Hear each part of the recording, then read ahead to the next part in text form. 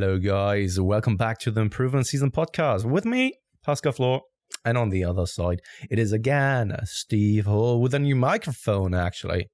New microphone, new stand. Will it sound any better? Let's hope. We don't know. We will find out after this recording because, yes, I'm the pedantic person here on the team.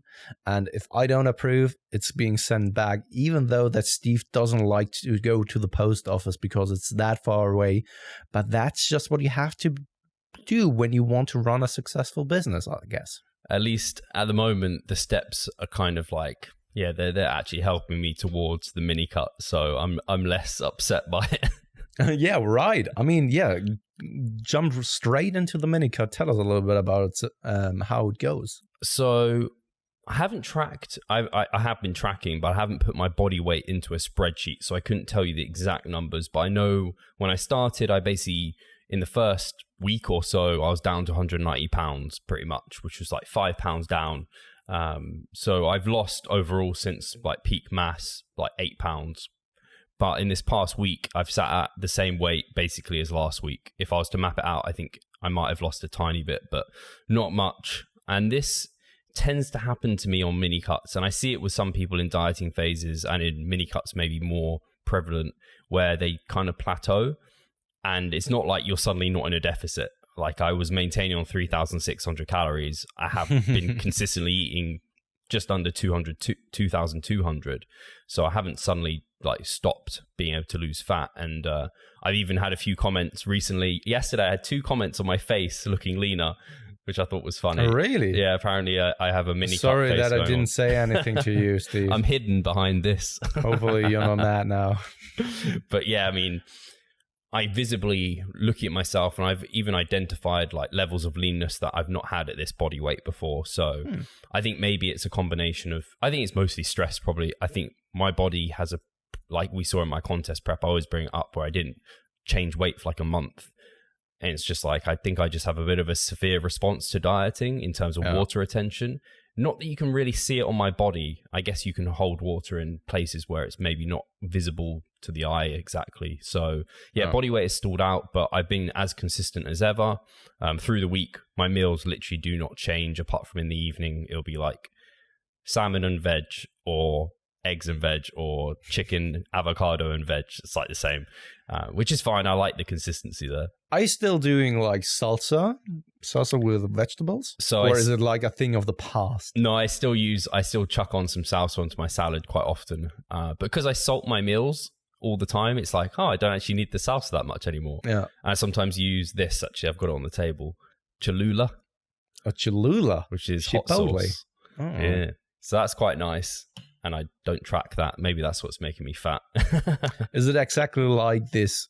What's the popular one called Sriracha or so? Oh, yeah, Sriracha.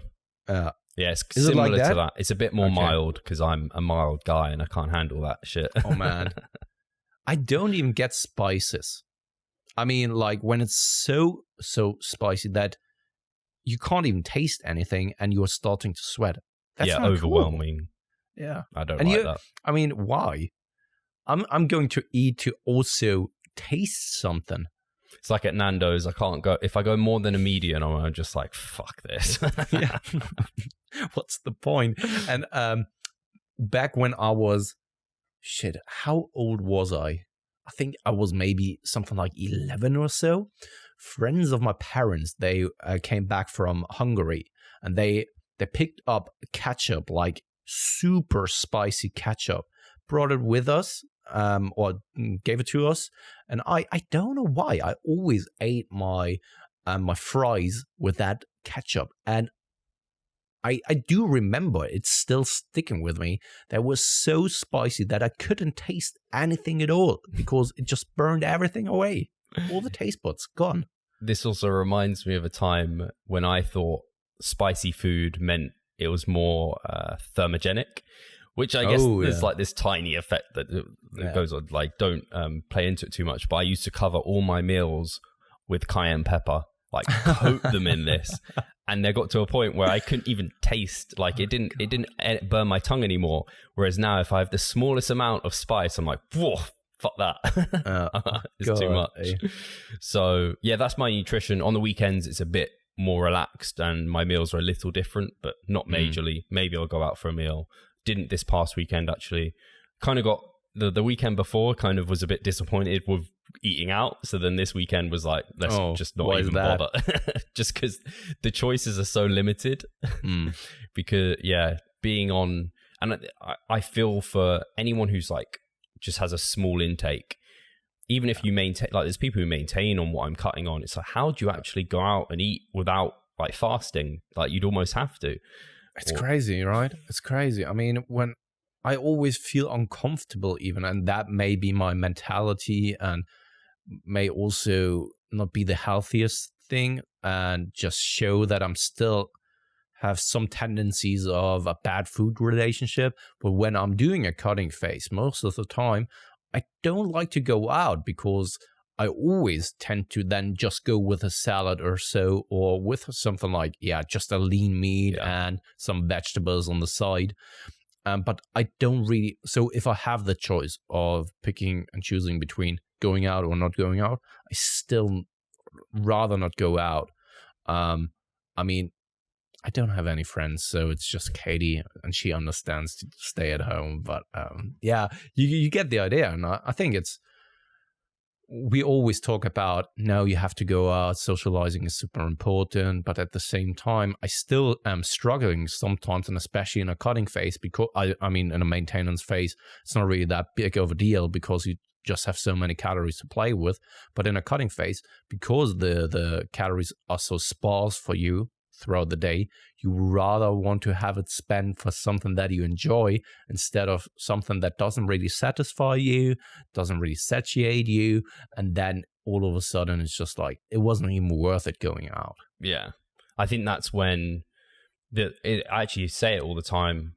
The harder thing is to go and socialize, because then you have to make appropriate choices, or you have to potentially bring, I don't know, you could even go to the point of bringing your own food or just going and having a drink. But the important part is, I think importantly for you and me, it's not like we're turning down social occasions. It's more like we just don't have them available. So there's not that many options. That's why I can't really relate to those hardcore memes where there's some kind of a hardcore quote on there. Like, I don't know, go in there. You don't want it hard enough if you are not hitting the gym 7 days per week. So, right?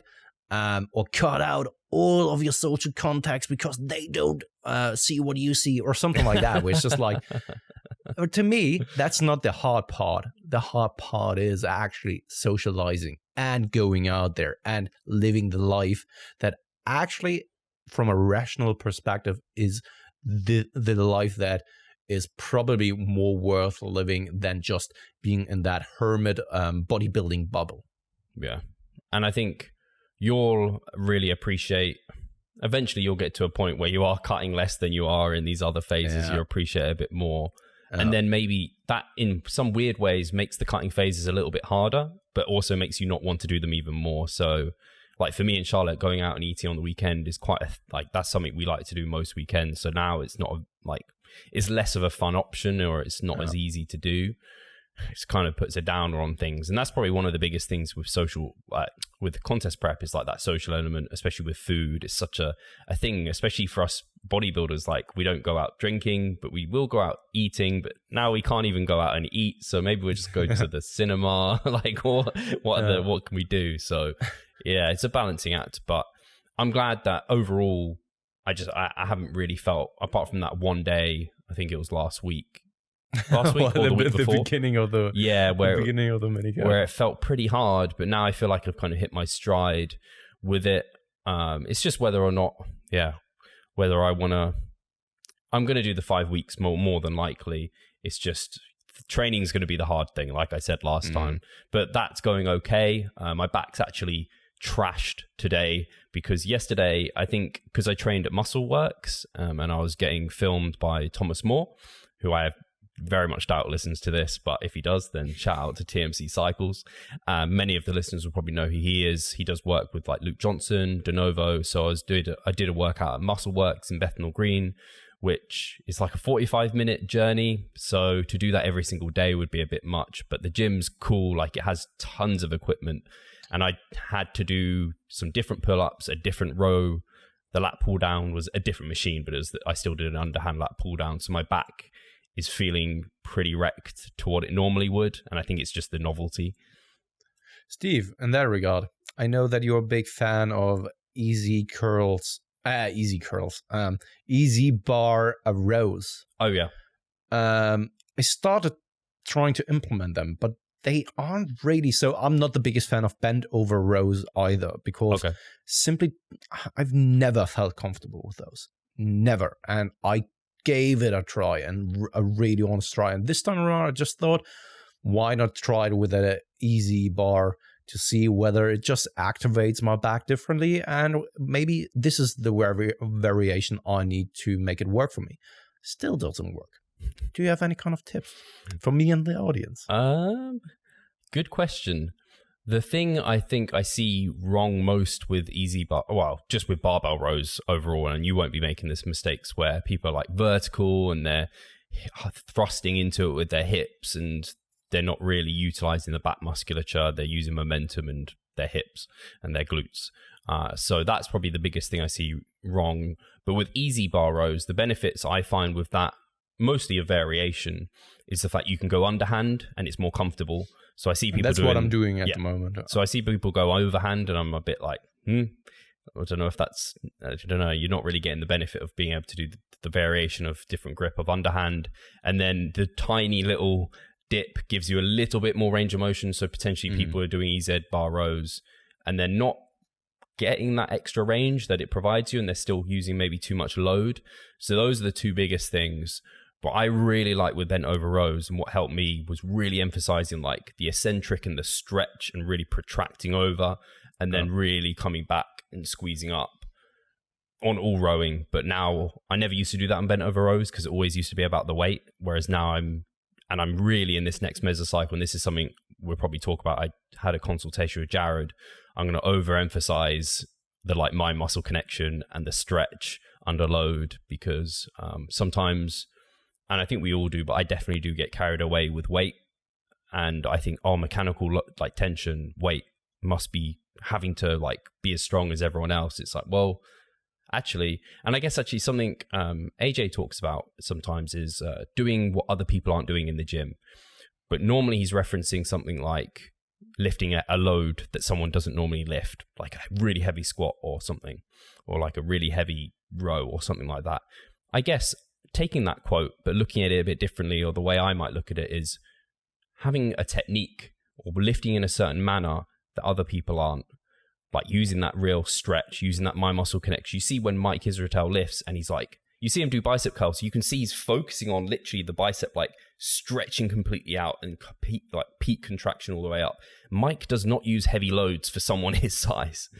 And sometimes I focus too much on the weight I'm using. So that's something I'm massively going to take away from that consultation with Jared and really emphasize with myself and with clients. But yeah, those would be my comments. Sorry, I went on a bit of a rant. Yeah, no, absolutely. And the one thing I can say for sure that I have done over the past year is just to reduce the load on so many exercises, like massively. I think I talked about it, such as leg extensions, for example. I do remember the time when I loaded 70 kilograms on that, and I thought that I'm doing them right. Now, I'm not using nearly as much. I'm using 50, which is a huge drop in percentage overall, but it's just working so much better. Same goes for chest-supported T-bar rows. I may be using now a 15 kilo plate, up to 20 kilo plate, but what I'm doing is like really getting a full stretch there, huge peak contraction upwards, always with a little bit of pause there, which I haven't done in the past. And it's funny because I even once posted a video about how to do chest-supported T-bar rows, and that's not that long ago. And when I take a look at that video, I would even redo it now and say like, okay, sorry, but this is, I wouldn't recommend doing it that way anymore. My view on it has changed, and I'm just so much looking forward for that season now, because I think that for the first time, I'm more and more confident about my training from a hypertrophic standpoint. And that it really gives me something, which is great. And I have so much more the feeling that the training sessions are productive and I'm going out of them gassed. And it's not that I did crazy amounts of volume, and it just feels productive. It didn't just feel like ticking off the boxes of, okay, I'm doing like 5 sets here. Box ticked. Yes, I did it. No, it's like I'm going in there and I'm going out, and I don't have a mind like I just finished this session, but I'm thinking now I had a productive session that goes towards my overall goals, and that is just so satisfying. And thus, I can't wait to how it goes here over the next couple of months. And my nutrition is in check as well, which feels so good as well. And these next couple of months are going to be so productive. I can already assure that. Have you been implementing more potato and quark, or have you implemented sweet potato? Or no, sorry. So one of my clients, John, he is into potatoes and cereals as well. So we have one thing there in common. With each and every single check-in, we're talking about those kind of things. But he is preferring the sweet potatoes. And I basically said, because as a tribute to me, he tried the normal potatoes. And then I said, in return, I'm going to give the sweet potatoes a try as well. Haven't done so yet, but I will definitely do it. But it's funny how the body reacts from coming out of a cutting phase, transitioning into a maintenance or gaining phase. Because I do remember that the first 1 to 2 weeks, I really have had like discomfort, or digestive discomfort. I was feeling bloated all the time. What comes along with that? Of course, a little bit of farting, right? Grumbling. And after like 1 to 2 weeks, I can eat the same amount, and I'm absolutely fine now, without any kind of distress anymore, without any kind of grumbling, bloating or bloatiness. Probably also due to the carbohydrates complexity from a potato, in conjunction with quark, and then the quantity that then played a role as well, where it was just like a little bit too much for my digestive tract to handle that coming out of a cutting phase. And after a while, it's just like you got used to that. And I think it is, once again, such an interesting thing how the body adapts and reacts to certain kind of environmental changes.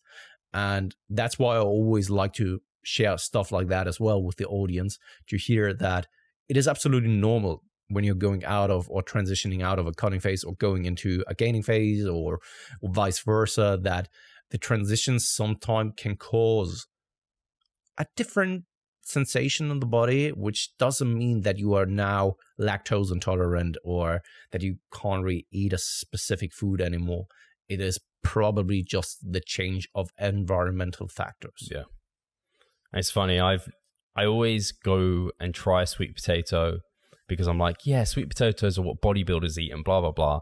And every time I have it, I'm like, why? Like, I don't like sweet potatoes very much. I'm always quite underwhelmed as well. And are they as expensive in Britain as they are in Germany? Because one sweet potato is like, I can't even recall, but it is just so much more expensive than the normal potatoes. Like an entire like 2.5 kilo bag of normal potatoes is like €2, $2.50 or so. And a sweet potato is like €2 as well, but just for a normal sweet potato. Yeah, it's crazy. But what was I going to say? I'm not rich. The interesting thing about the diet and your kind of gastric distress or whatever, it's interesting because I know I was complaining at the end of my mass where I was having issues, and I'd spoken to Pascal about it. I'd also voiced it on here. All of those went as I reduced food. And it's not Maybe like it was just the amount of food, huh? Exactly. I'm not eating different foods. I'm just eating less.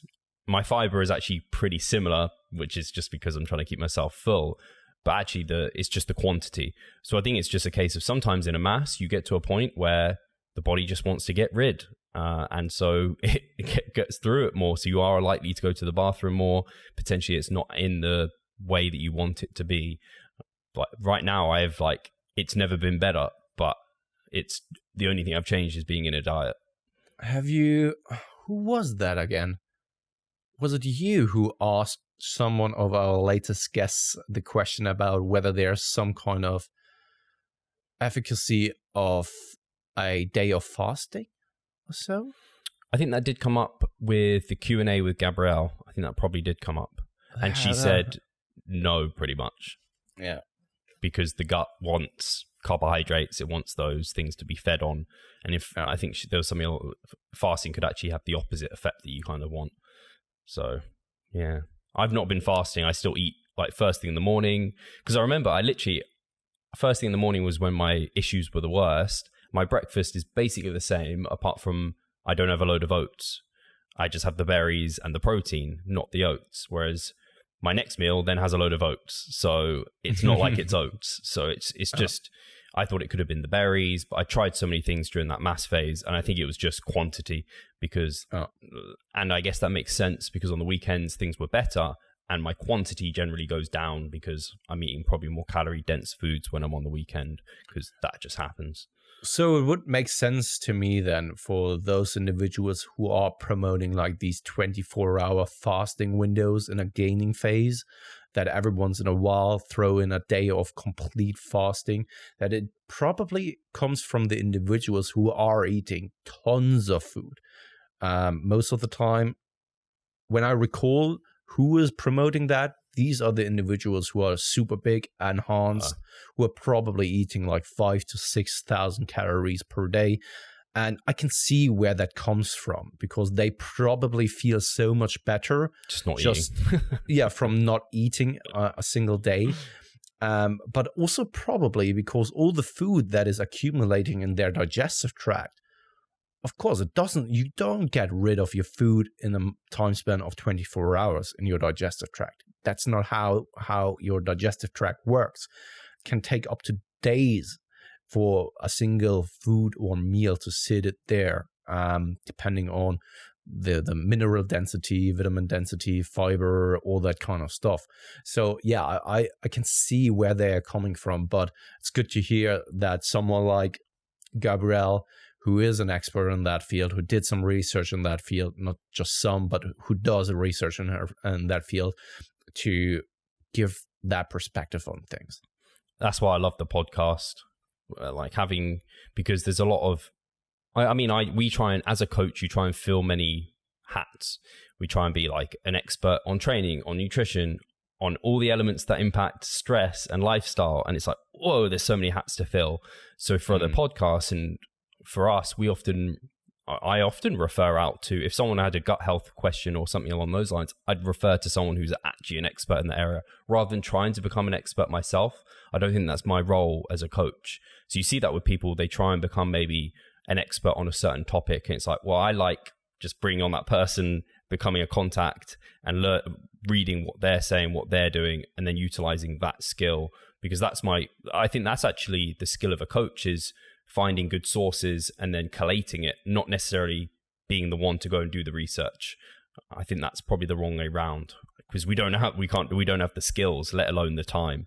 No, absolutely. And the funny thing is that those people, so I'm not specifically talking about our field, but you see it and hear it all the time from those people who are selling fats or fat diets, fat products.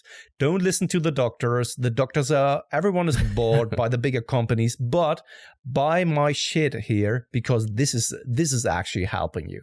It's just like, you have to just be super skeptical about it. It just is still a mystery to me that people are being bought in. Actually, one of the fad things I recently saw was a rubber that you put in your mouth and you chew it so that you build your jaw muscles so you have a more square jawline. And this is going across Facebook and I'm just like, no. I've seen something that was so much crazier, and that is a cryo, what was it again? What was it called? I think it was called cryo belt or so. So cryotherapy, you know that, like a super, super cold environment. Yeah. And that was claiming that those belts with electromagnetic pulses for the abs, yeah. Exactly. And that belt said that it is freezing the fat cells so that they are being destroyed. And it was a crowdfunding product.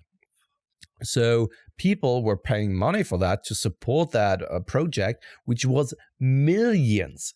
And they made it work. They actually gathered all of the money, which is just like mind-boggling.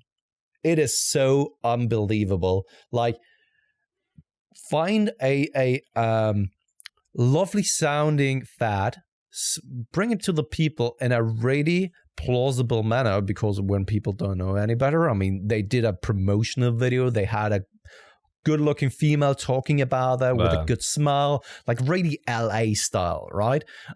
Sun came through the window, how she then put it on, did her work, and yeah, they promoted it and marketed it really well. And it made millions even before it was produced. It's unbelievable. It's just like, yes, it just was the symbol once again that people are looking for the magic pill, which is not out there, but they are just trying to believe and hold on to that illusion so much. It's crazy. It's funny you bring this up, because I'm literally going to do, it will already be out once this is live, but I've got an Instagram post ready today to go out on this sort of thing. I bring up Cristiano Ronaldo with his ab thing that he's selling, which is just, it's crazy. It's because people are, I guess it's unfortunate, people are ignorant to nutrition and training and what it really takes. And the reason that person who has the product is in shape is not because of the product, it's because they're an athlete. Like Cristiano Ronaldo had a great six-pack and would have before he was wearing this thing. It's not like he was wearing this for the last 15 years and he's just selling it. It's crazy. So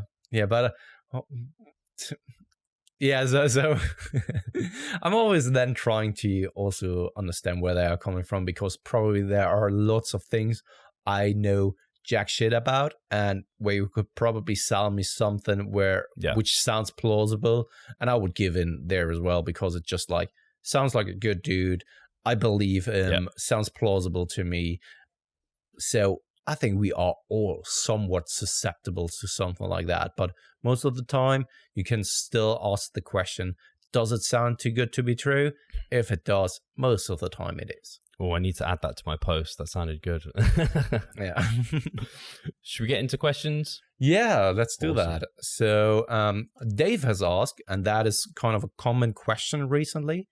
So how would you structure training for someone with a very varied work schedule that can change from week to week? Some weeks may have you working 10 to 12 hours days, and others may be 10 to 12 hour night shifts. All right.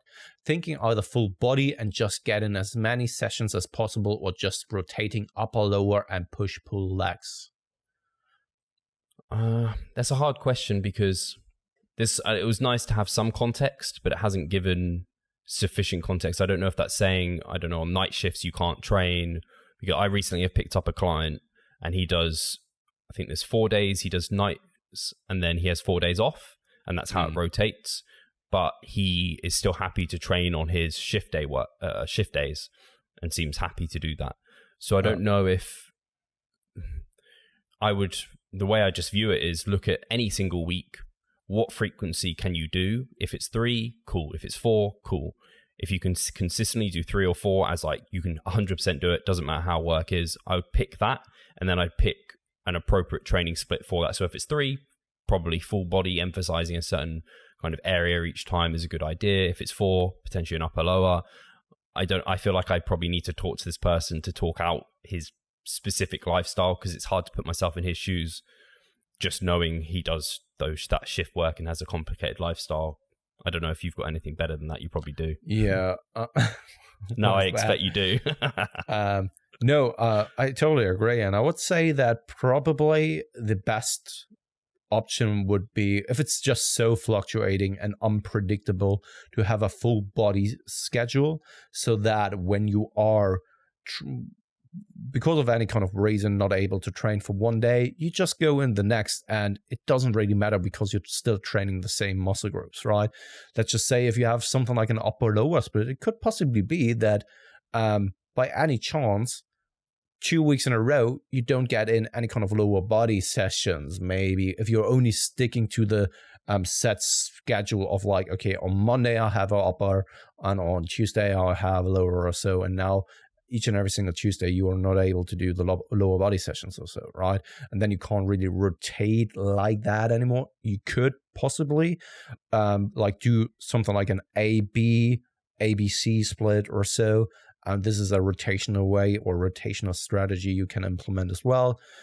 But probably, I would say, generally speaking, a full body routine that is 3 to 4 days per week, or maybe distribute everything across 6 days with a high frequency training as well, that if you are not able to do one session, that doesn't really matter as well, because you could just distribute the volume across the other days, possibly an option as well. But it gets more and more complicated the more days you have to then still manage the recovery, manage your fatigue levels, while at the same time distributing the volume accordingly. And if it's then always fluctuating, it's just a little bit unpredictable. I know I've heard of people who basically just have like all the volume they need to get done in the week and just have it like down. They don't have a split, and they just go in and tick things off as they do them. That's a really like, I don't know, old and probably junky approach to use, but that's kind of what we're talking about. We like, there's a certain amount of volume you need to get done, split it between the frequency that you can do it within. If you keep changing frequencies week to week, there's probably going to be some tracking and progression difficulties. So probably sticking to a lower frequency you can achieve is a good idea. So yeah. One more thing I just wanted to throw out there is the idea about of APRE plus. So APRE sets and exercises where it's like you have, let's say you have an entire month, and that is your mesocycle, and you split it up into hard training days, medium training days, and light training days.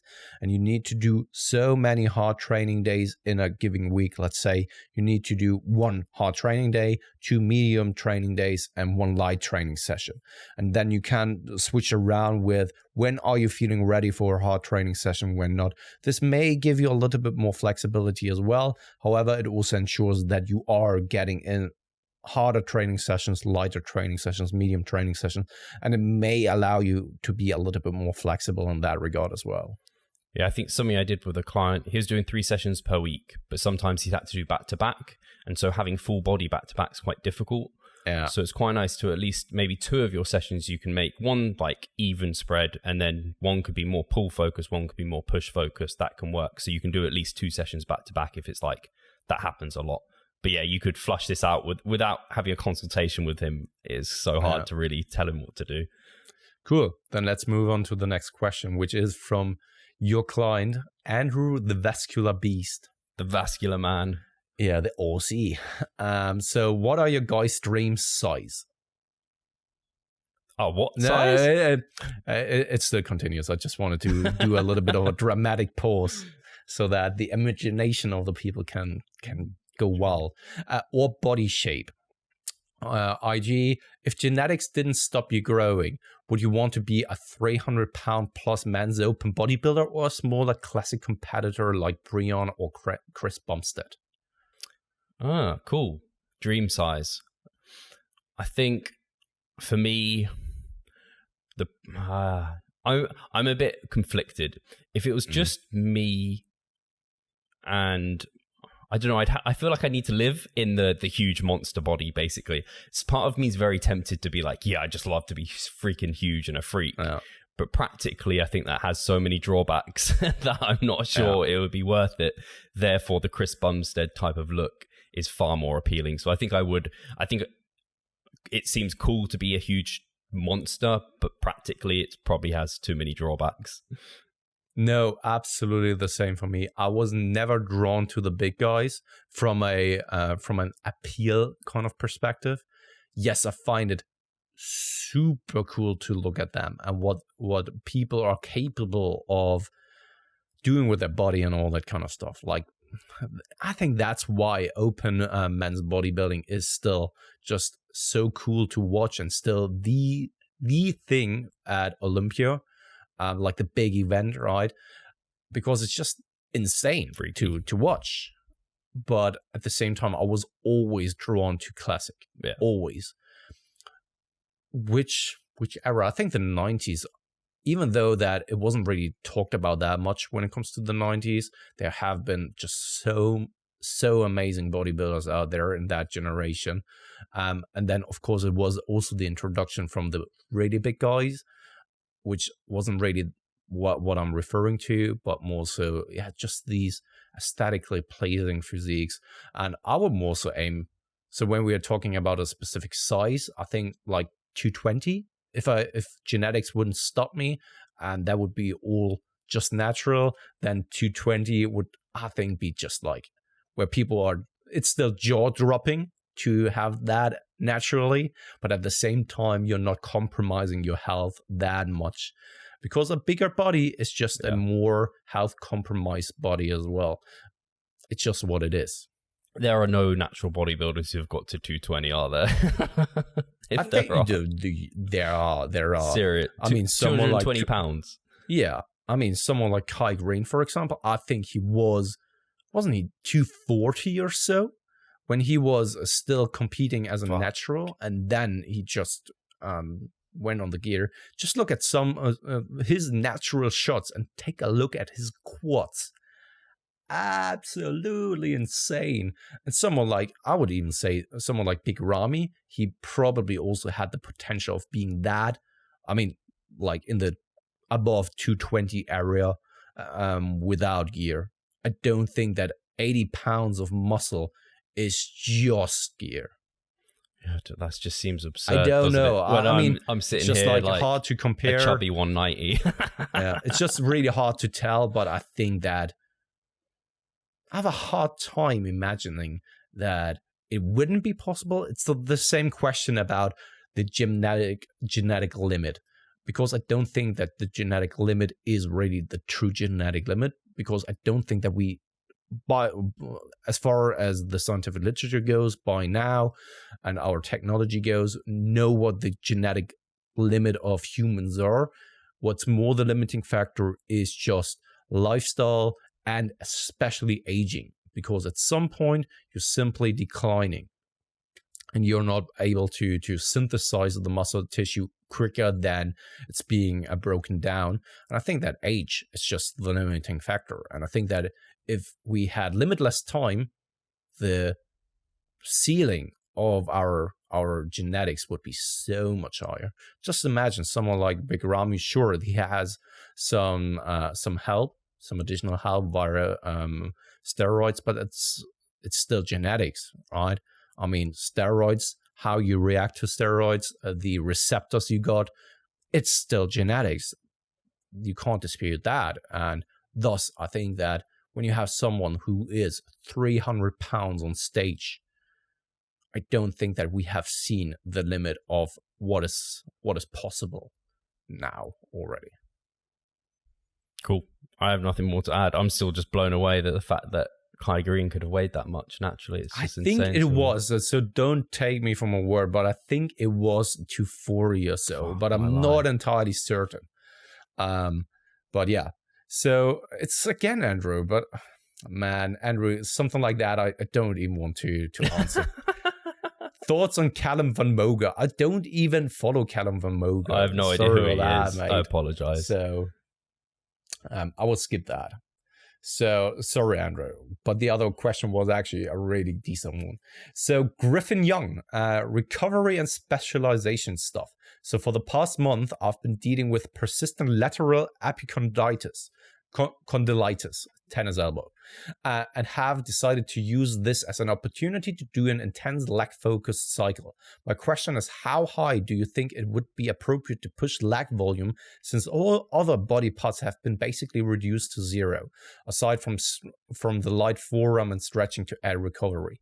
I've basically only been doing leg press, Smith machine squats, and calf raises, since they are the only movements that don't really require any grip involvement, but I was wondering if you would have any ideas on some other hand-free leg exercises in mind. Thanks for your time and insight as always. Wow. Well, that's unfortunate that he's having that, and I hope it recovers quickly. in terms of his first question and how many sets, he has some limitations there in that he's literally just training the quads and some glutes and calves. There's not much else in there. He's going to quite comfortably be able to hit their MRVs, all of them. So it'd just be a case of how you normally would do it. Start off low, start off with a minimum amount that gets you kind of the results you want. And then as recovery is there, progress forward. I doubt he's going to be able to go much over like, I don't know. It depends what his individual MRVs are, but he probably has time to do a lot more because he's only training quads and calves and a bit of glutes. But he won't, he hit his individual MRVs. So that question, I don't know. I can't add much more to that. I don't know about hands-free quad exercises. It's difficult. What did he say? He's got a leg press, Smith squat, and calf extension. Even those... He's doing it. He's doing that at the moment. Yeah. Probably different machines there. So basically, to give you a little bit of insight there, I have a friend of mine. She is a competitive CrossFit athlete, and she has, what was it? Some bone fracture on her elbow. And because of that, she needed to undergo surgery to get it removed. It was just basically sticking out, right? And because of that, she has less bone tissue around that section, and she can't extend and lock the elbow. Which was actually the initial goal with the first surgery. So she needed to undergo another surgery and another one and another one. And they took away more and more bone from that particular area. And they always then said at some point you can't do CrossFit anymore because of all the overhead and the pressing stuff and the motions you are undergoing. And during the first surgery, I do remember, and maybe this is something I can post somewhere, where she was taping her arm in just a sling, basically, and having some kind of an extension, just self-built extension around the bar on her back. So she was only holding on to the barbell on her back with one arm, and the other one was basically attached to the arm that she couldn't move, but it was holding it in place, so she was able to squat just fine. Maybe it's just a question about getting creative. Holy fuck. Yeah, I've thought of one, belt squats. Oh yeah, that's a good probably one. Yeah. Work, but not highly available. Hack squats, there's something you can do, but yeah, that's limiting. Single leg press as well. You can utilize that. You could still do something like Bulgarian split squats on the deadlift machine, if that's something you have available there, because it takes away a little bit of the stabilization part of things. And if you're then only holding on to one of the handles, you should be good to go to have a Bulgarian split squat style there as well. I think it's really just like being super creative. And just try out things. What you also could do is something like on a leg extension machine, do hip thrusts there, single leg hip thrusts, for example. That burns your glutes, I can promise you that. Yeah, just getting creative. It's just what it is. Probably using like myoreps or occlusion work where you don't have to hold on tight because the load's so light. So you can probably hold with one arm on like a leg extension or leg curl even, but you can just use like cluster sets. That probably work okay. But hopefully it heals up quick. Yeah, fun. Hopefully made. I have one of my clients who had that like last year, and it took him a year to recover from that. Jeez. For it to get better, and I really don't wish you that this is going to go down like that. I hope that the recovery time will be over shorter or quicker, but yeah, you never know. It's just about getting creative and still get the work done somewhat. So Louis Friedingsdorf, who is, by the way, an ultimate VIP, is coming to the London seminar. Awesome. The ultimate VIP things are sold out, but there are still 3 tickets left for the VIP, so for the 2-day seminar, and normal tickets. Just a plug on the site. So Louis Friedingsdorf, what ratio between compound and isolation exercises would you recommend during a maintenance phase? 4 to 6 weeks, 6 to 8 sets per muscle group per week. Cool. So I think in general, in any phase, it's always more general. I don't like, okay, as a general rule of thumb, more compound to isolation, because I would never like to say always everyone should do more compound than isolation, because you're going to get that guy who's like a really advanced bodybuilder who's beat up to shit, who has to do all isolation work or something along those lines, or lots of isolation work. So I'd say as a rule of thumb, it's always like maybe something along the lines of 75% compounds to 25% isolation. I think because during a primer phase, a maintenance phase, you're focusing more on intensity, less on volume, and therefore lots of the maintenance volume for things like biceps, triceps, they may well be covered within your pressing, within your pulling. You could really de-emphasize those and really give those structures an ability to recover and rest. That's a big reason why we do the primer phases, the maintenance phases, is to really prevent injuries like tennis elbow, which is basically an overuse injury. And I'd hate for that to happen to people because it holds you back. Like your client who was injured for a year, that's not something someone wants. So I'd really use those phases to focus on just getting kind of plenty of volume through, or the maintenance volume through big compound lifts. So you might go from 75 to 25% to like 85 to 15%. So I'd really start de-emphasizing, because you probably find a lot of your, like I said, a lot of your maintenance volume, if you're like doing the big lifts, you don't find you really need to do much at all. That's the reason why I'm not implementing any kind of accessory work. I purely program heavy compound lifts in the primer phase. Cool. So a normal day may look like only 3 exercises or so to give a complete different stimulus, to get some relief for soft tissue and all that kind of stuff. And also at the same time, I think that with those heavy compound lifts, as you rightly pointed out yourself, the smaller muscle groups, especially like the arms, for example, triceps, biceps, they are mainly involved in heavy pulling exercises, and they are probably maintaining, especially when your nutrition is maintenance calories as well. You are probably then really covered with just going with heavy compound lifts, or doing something like Steve said, like just maybe 15 or 25% or so. Yeah. But I like to just not do any kind of accessory lifts at all. Cool. Awesome.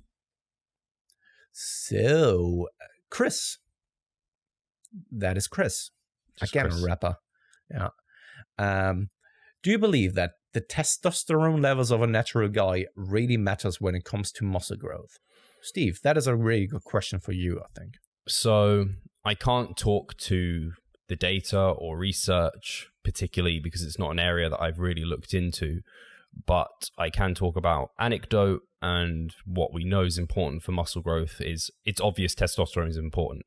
It's kind of what makes boys into men. It allows us to really grow a lot of the muscle that we get, or not allows it, but it helps with that. And just from a standpoint of what do a lot of guys on gear do, they get on testosterone. And what a lot of companies trying to do, they try and sell testosterone boosters because they know that this sort of thing is important.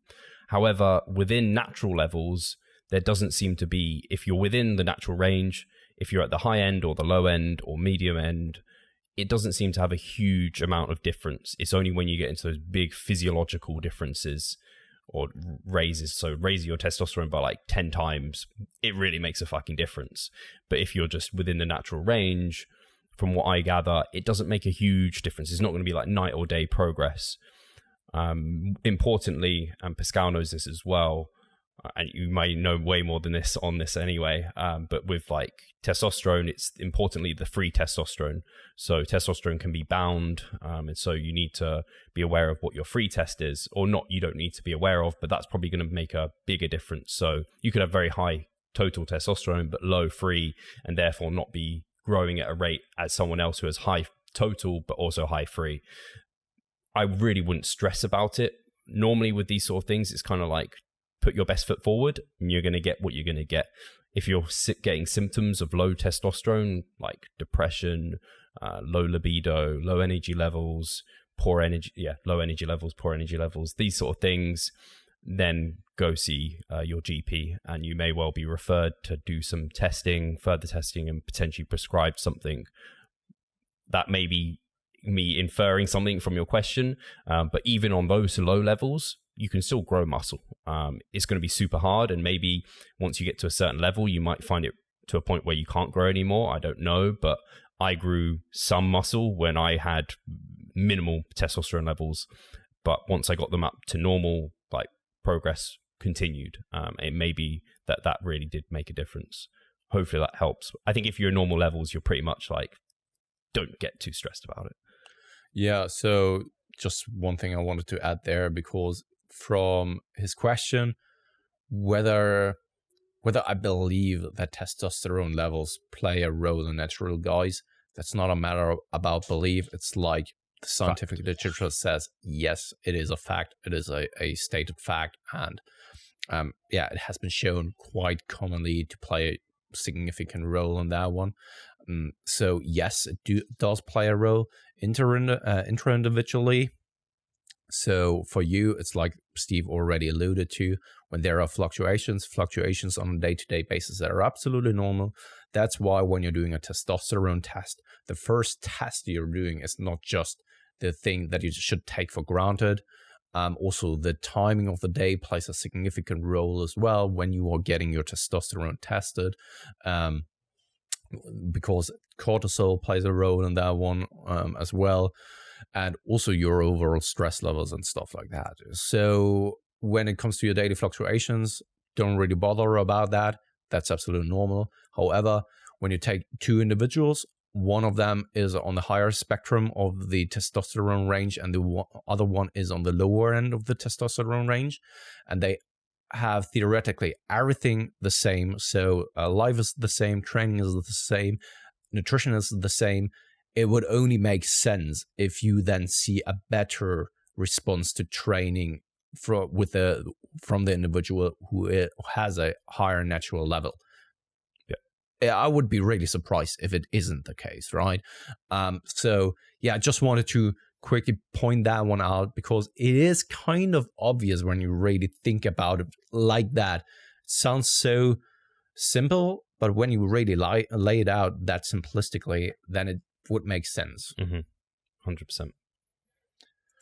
So, Justin Maslowski, proud Patreon here.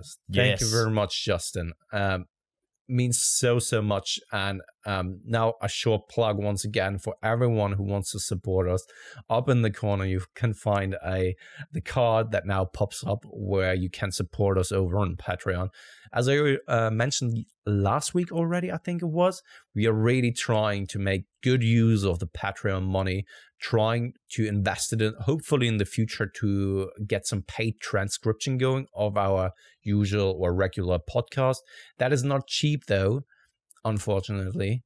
I think per hour on average you're paying like $20 or so, and if you then have like 4 episodes per month that are on average like 1 to 2 hours or so, it's a little bit expensive, but you get the idea.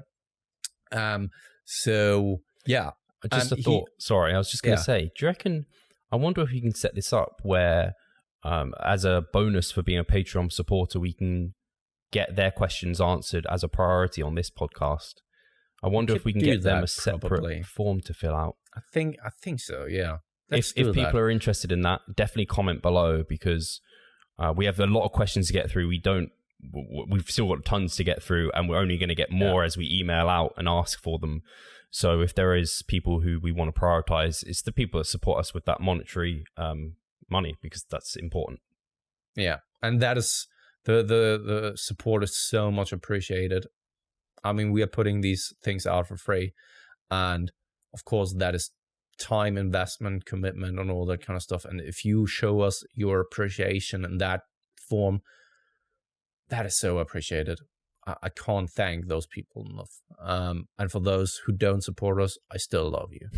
So Patreon, proud Patreon here. Love you guys. If someone who's never done forearm focused training started incorporating forearm movements into their programming, do you think they would see newbie gains? This is such a common question, in that it's like, if I've never trained this muscle group or trained in this way, or I've never really been in a surplus before, do you think I'd get newbie gains, because newbie gains are something you definitely want. I would say no, because although you haven't been directly training your forearms, they get indirectly hit from any pulling, any deadlifting, any bicep curls. They get lots and lots of work. Now, would you expect faster than you might expect growth? Say if you trained your biceps next week and you trained your forearms next week and you haven't been emphasizing your forearms, would your forearms grow faster than your biceps in that kind of strange example? Yes, the forearms are going to grow a little bit quicker. They're not going to grow as fast as like a newbie might who's fresh, but you may well see some decent growth. And same for like a lot of people talk about like traps. You don't really need to ever isolate those, but if you want to maximize the growth, you certainly do need to isolate them. And probably when you initially start out, they will get very good results from very little because their minimum effective volumes are going to be really down low. And as they start growing and adapting, you're going to have to do more and more, and they're going to grow slower. So that's kind of where my standpoint would be. And I just have a recommendation that if you are going to train your forearms, and I'm so surprised I haven't made a joke about that yet, but regardless, one side might grow quicker than the other. Anyway, so depends. Maybe it's someone who alternates. I don't know. But it depends really on the technique, I think. When all is coming out of your forearm, of course, but who does that? Just wrist. Yeah, it needs to be like when you're playing the guitar, you're not using your entire arm, you're doing it out of your wrist as well, right? So I don't think that it would work out then. So the question isn't the thing you want to throw in, the joke, isn't appropriate, I think, in that. I apologize. Increase the volume there. But anyway, what I wanted to say there is everything you basically pointed out is, I totally agree with you. The newbie gains, from a terminology perspective, is like you see that spurt in growth, right? That all of a sudden, like in 6 months, you are just looking completely different. And I don't think that this would be the case for the forearms. They would grow. You would see a growth because you are basically increasing the volume now. But anything outside of that, I wouldn't expect now to have forearms like Popeye, for example. Yeah, he's a good example. So, yeah. I was just going to add, or just say if he's going to start it, just start off with maybe twice per week, 2 to 3 sets. Yeah. I wouldn't go wild. Otherwise, you won't be able to do other things that you want to do with your forearms. Exactly. And otherwise, you would need to... So, I thought about maybe getting another question in, but I don't think that we have time because I will go off-road now a little bit here. I was playing... I wasn't playing. So I was playing in a band, yes, but this isn't what I wanted to say. I was a tour manager for a Danish band, and my roommate... and also the keyboarder of that band, so I'm so sorry for all the girls out there because it is kind of disgusting and chauvinistic in some way, but it isn't meant like that. He's not a macho. He has high respect for every single individual out there, whether it is female, whether it is male. I think he's even bisexual, but that's not the point I wanted to make. He always, when we were on tour, he rather got a groupie in his hotel room than masturbating himself because he always said that it's luxury masturbation. Fucking hell. Yeah. Basically. What a life to live. And he's greedy anyway as a bisexual. Yeah. It's crazy. And this is something I wanted to say in that regard. If you don't do it yourself, you basically have to step up your game so that you're able to afford some luxury masturbation going on there. Dear. To get someone else to basically do it for you. We are at 59 minutes. We probably don't have another question. Do we have anything else to plug then? After this short story, I'm so terribly sorry. Yeah, maybe we should change the topic now and do some good news. Maybe you want to share it this time. Wow. What's the good news? We always have good news. Have we already talked about the JPS thing? I'm not sure we have talked about it. I'm super excited for the JPS seminar, though, just because, in a large part, because Jacob and Lyndon, we've been talking to over the internet for multiple years now, and they're really cool guys, and I'm excited to meet those Aussie dudes. I still find it very difficult to call them a CUNT, even though it's like a friendship word for them, because it's not here. It feels so wrong, so I haven't shouted that word out. So anyway, I'm very excited to meet them, but also to present on contest prep. It's something I'm incredibly passionate about. I've been through 2 myself, and then taking people through it just is something I feel very invested in, for multiple reasons. And like, I want to help people nail that as best as possible. I find it really exciting and interesting. And I find the whole before starting prep, the whole journey, and then the aftermath, the peak week, everything is just like, it's really cool. And it's like fat loss and muscle gain at an extreme level. So it's so applicable even to like Gen Pop to some degree. You just go less extreme. So yeah, I'm really excited to present about that, even though I might get incredibly nervous. So when and where is that going down? So, good question, Pascal. That is in Bath, which is not in London. This is its own city, which is a bit further north than London, but it's very easy to get to, and it's actually a beautiful city. Really got some great history there. You can actually go and visit like the Roman baths, which are really actually very cool. And I recommend when Pascal comes that we go and do that at some point. That'd be really cool. And there's some nice food and coffee there as well. I've been there a few times. So it's in Bath on the 12th of July. No, wait, that's our seminar at 16th of July. Is it not the 14th? Yes. 14th of July. Bath, the 14th of July, which is a Sunday. It's on the weekend. Very convenient. Sorry, I have so many dates of seminars in my mind. And we're basically taking you through, it's the pre-launch or the launch of our ebook, The Ultimate Guide to Contest Prep, which is taking you through the entire phase. So like I said, the before, the during, the after, each of those stages are so important, taking all of our experience together, along with, obviously, like I said, we're a coach. We collate from other experts and find what works best for clients. And I think that's part of what will make this book really unique and individual. So I'm very excited to also release that. Just finalizing that now, and it's looking great. Thanks to Pascal as well. And yeah, it's just going to be another opportunity to link up with like-minded people. Cool. Yeah, absolutely. I've done a good enough sales job on that. Yeah, absolutely. So it's just to reiterate, it is on the 14th of July, so that people are now well aware of when it's really going down. I might turn up on the 16th. Yeah, totally. Maybe on the 12th, maybe on the 16th. So when Steve isn't around on the 14th, you know why. But yeah, it would be awesome if some of you guys will turn up. Tickets in the description below, but also now up here as well, somewhere in the corner. Yeah, everything is possible nowadays with the technique. It's crazy. And the early bird is £99 at the moment, so they're only going to go up. Yeah, totally. And you get the ebook when you also join. So even more great stuff. I think we've been so unprepared to sell that at the moment.